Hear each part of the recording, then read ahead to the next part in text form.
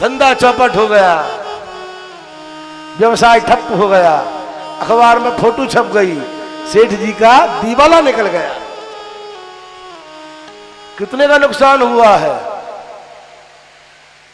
22 करोड़ का नुकसान हुआ है, 22 करोड़ का घाटा हुआ है, सब कुछ लुट गया। गुरुदेव के पास पहुंचे, गुरुदेव मर गयो, मैं तो मर गयो, मर गयो, कहूं बना रहे हो, मेरे सब कुछ लुट गयो। 2-4 करोड़ ना 22 करोड़ लुट गए, सबरी फैक्ट्री लुट गई, मेरा घर ना आ रहा, किराए के मकान में आ गए। फूट फूट के गुरुदेव, जैसे भगवान ने सुदामा के चरणों को धोया, सेठ जी ने गुरुदेव के चरणों को नेत्रों के अश्रु से धो दिया। पैसा ना है। गुरु जी बोले भैया मेरा पैसा कहाँ है? वो 55 लाख। गुरु जी कहा कर 55 लाख की बात, 55 पैसा मेरे पास ना है बच्चे। अब तो मैं तो भंडारा आपके घर पे आके पाऊंगा, अब कहाँ जाऊंगा? बस बाल बच्चे यही ला के बैठा दूंगा, सवेरे संध्या यही भोजन करेंगे, बर्तन मांजेंगे आपके, झाड़ू लगाएंगे आपके आश्रम की, और बाहर नहीं जाएंगे, प्राण त्याग देंगे, आपके पास रहेंगे। गुरु जी मैं मर गया।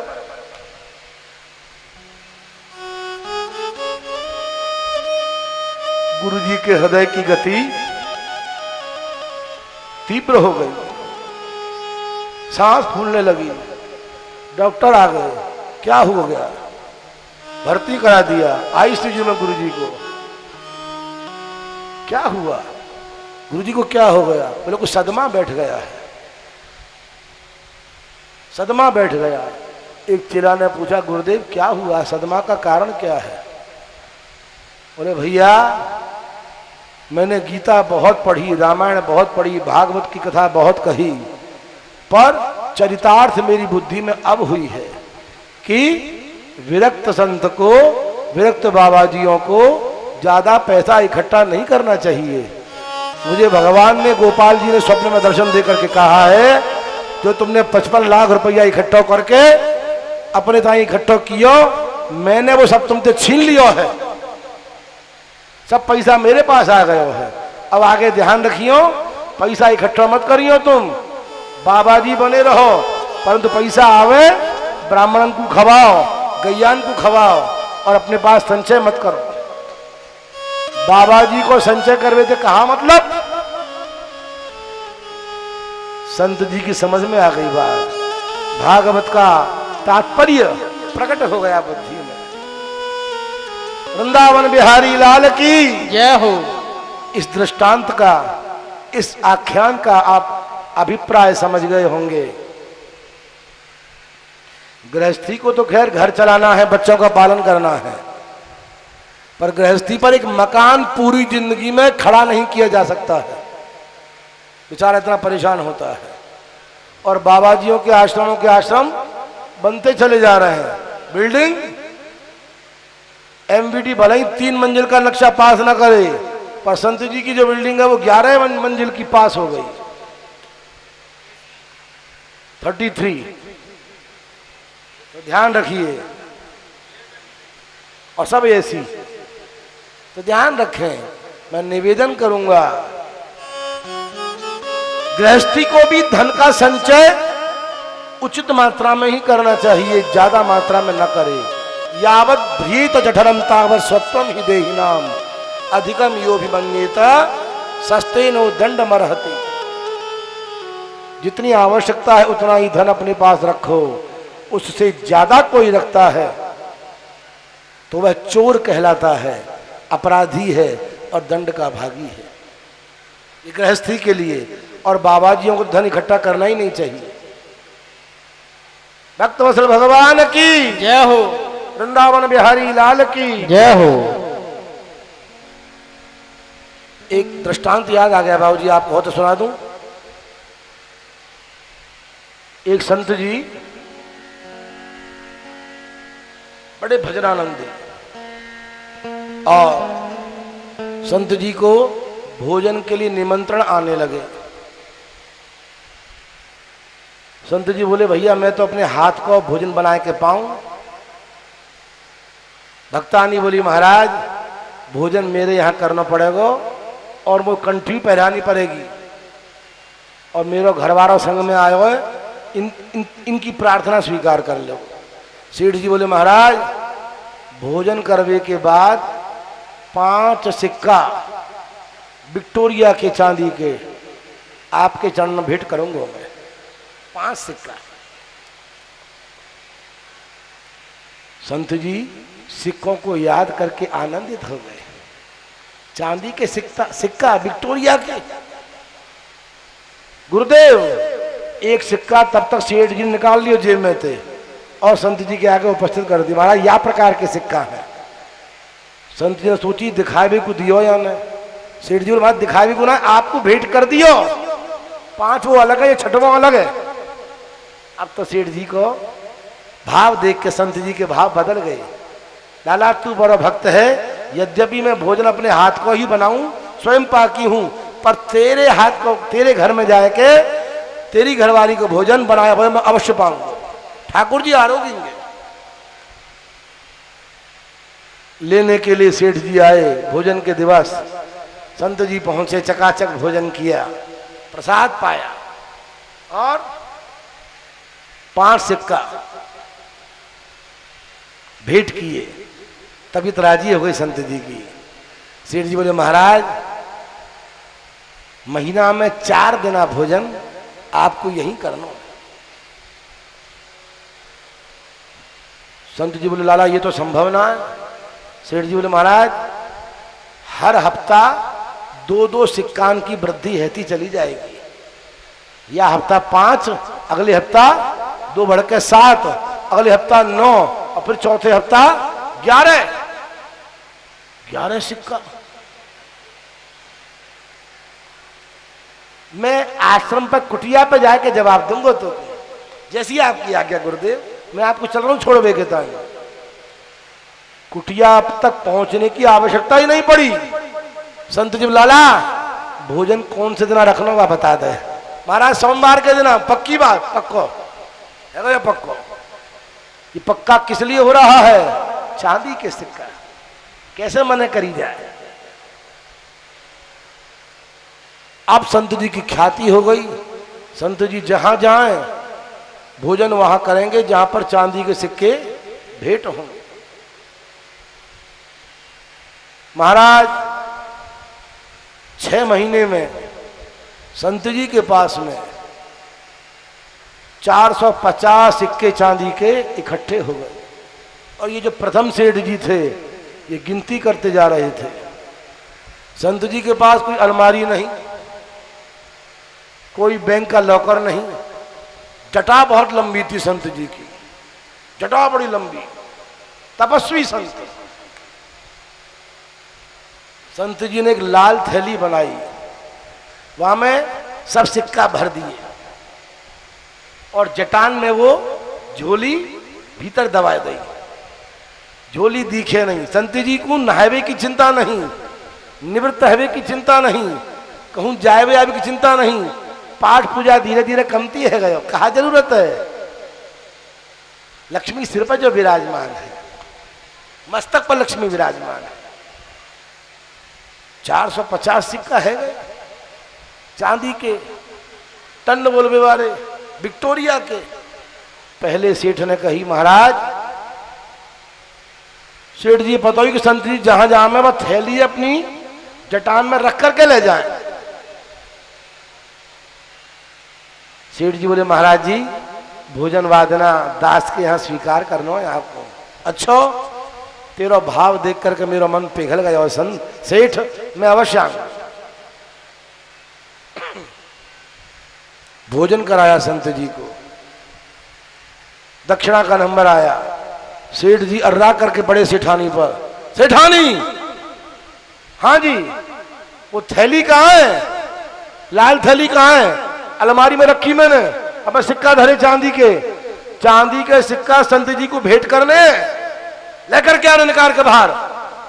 सेठानी गई भीतर, अलमारी में 2-4 बर्तन पटके, नीचे कपड़ा पटके, मोह ना पा रही।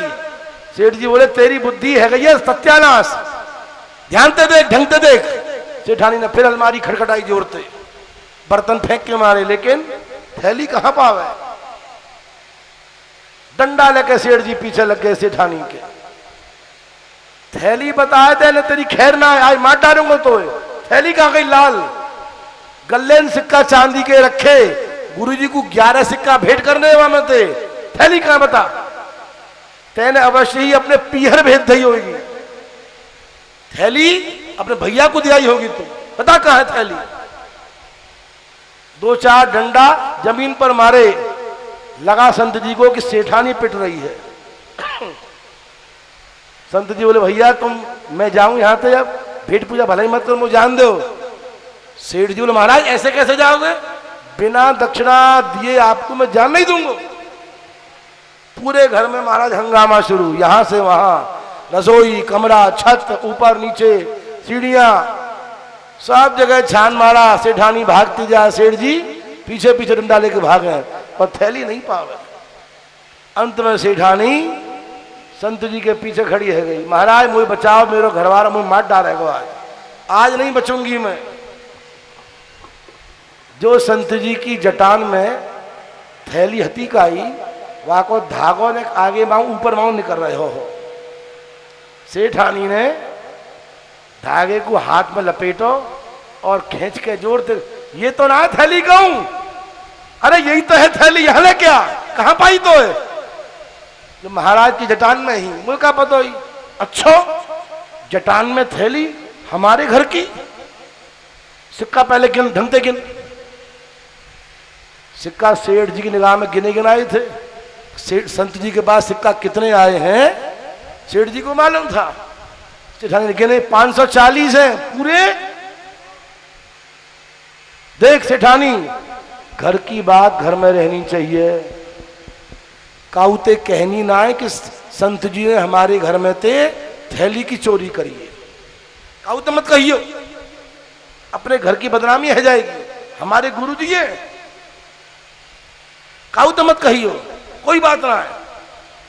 गुरुदेव थैली आपने अपने पास धर ली, कोई बात ना है, आपकी वस्तु आपके सामने है, परंतु बाल बच्चे पालने हैं, या हमारे आप भेंट पूजा ले लो। संत जी बोले भैया वो भेंट मिल गई अच्छी प्रकार से, भली प्रकार से भेंट मुझे मिल गई, अब वो तुम घर जान दो सुरक्षित, या तो पहले तुम वो जेल में पहुंचाओ, वो घर को जान दो। समझ में आ गई संत जी की में ये थैली का उपक्रम और भोजन की लीला कहा भाई है। जो संत जी ने जगह जगह तो रुपया इकट्ठे किए, वह सब सेठ जी की सेवा में पहुंच गए। जब गेट से बाहर निकले संत जी, सेठ जी बोले चरण पकड़ के, महाराज फिर कब पधारोगे, फिर कब पधारोगे? संत जी बोले भैया जगह जगह ते ढूंढ ढांड के जब रुपया मुझ पर 500 फिर है जाएंगे चांदी के, तेरे पास फिर आ जाएंगे दोबारा। बात समझ गए होंगे, बड़ी खुली खुली बात है। महात्माओं को, संतों को धन बटोरना नहीं चाहिए, गृहस्थियों को यह काम करने दो। विरक्तों को तो केवल भजन ही करना चाहिए। विरक्त की परिभाषा क्या हो गई आज के जमाने में आचार्य जी? विशेषण रक्त यह सह विरक्त। इंद्रियों में जो मन हटा चुका है वो विरक्त नहीं है, जो इंद्रियों में विशेष रूप से रक्त है उसका नाम विरक्त है। विशेषेण पदार्थेषु रक्त यह सह विरक्त। भक्तवत्सल भगवान की जय हो, वृंदावन बिहारी लाल की जय हो। ठाकुर जी ने सुदामा जी की खूब सेवा की। सुदामा जी ने कहा भैया मैं अब जानो चाहूं। प्रकट में कन्हैया ने सुदामा जी को कुछ नहीं दिया, और सुदामा जी श्री कृष्ण को नमन करके अपने घर की ओर प्रस्थान करते हैं। मन ही मन क्या सोच रहे हैं? हाँ विराजमान कर दें, बस विराजमान करके बैठ जाइए बाबूजी।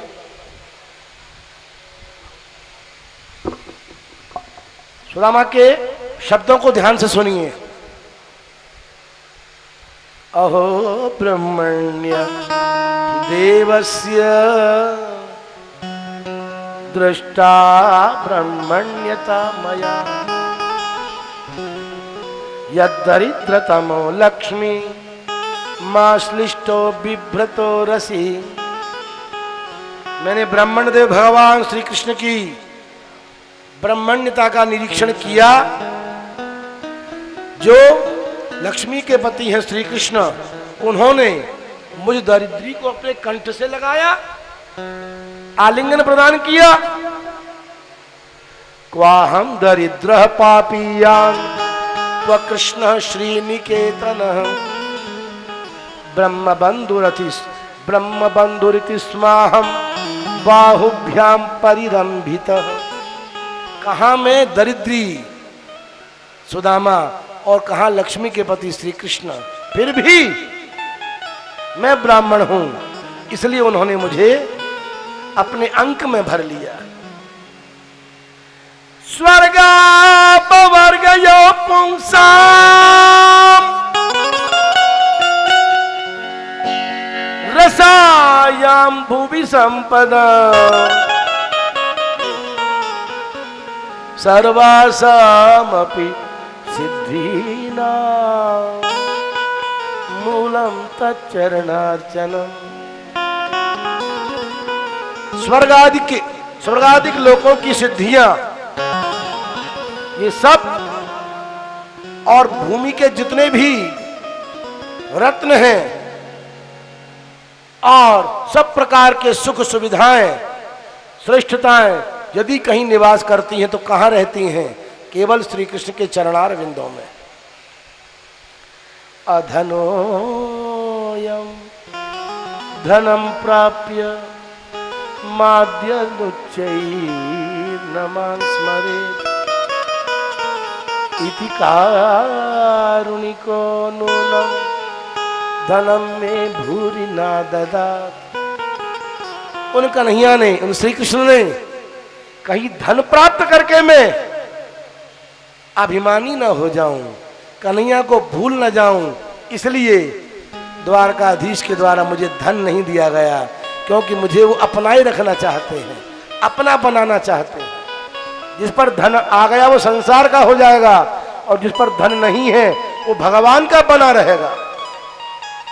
भक्तवत्सल भगवान की जय हो। भगवान श्री कृष्ण से अनुमति लेकर के सुदामा अपने नगर में पहुंचे, पर वहां सुदामा की पर्णकुटी दिखाई नहीं पड़ी। चारों ओर महल मंदिर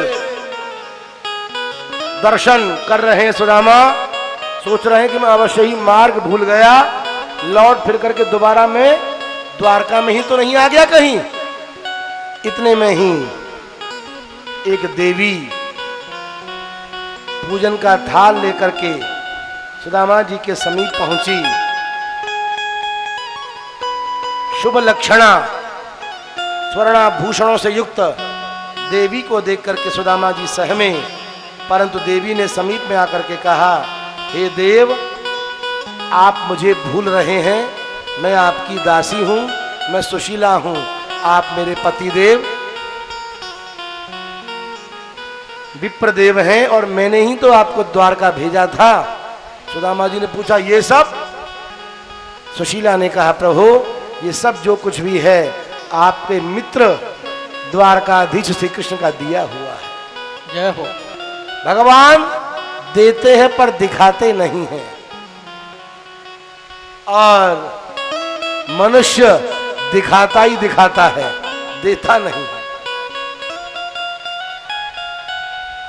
सुदामा को भगवान ने अपरिमित असीमित लक्ष्मी दी, इसके साथ साथ सुदामा भगवान श्री कृष्ण की भक्ति प्राप्त करके कर्म बंधन से मुक्त हो गए और उन्हें भगवान की प्राप्ति हुई।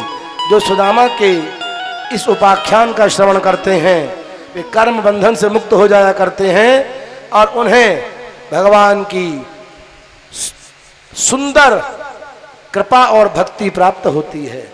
वृंदावन बिहारी लाल की जय हो। भक्तवत्सल भगवान की जय हो। एतद् ब्रह्मण्य देवस्य। भाई साहब दंडवत। श्रुत्वा ब्रह्मण्यतां नरः। एक मिनट। लब्धभा